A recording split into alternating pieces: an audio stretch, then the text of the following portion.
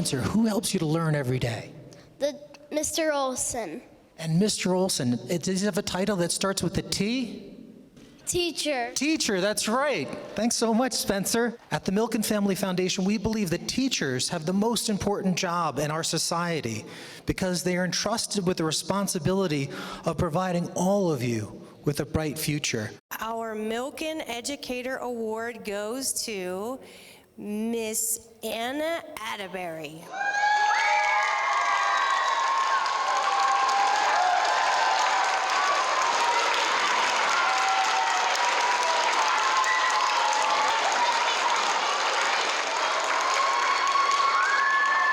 Well, today was just one of the happiest days for me in education. I get the opportunity to come and stand next to the Milken Family Foundation as they give an educator, a well-deserved educator, a check for $25,000 for all they do for the kids of Idaho.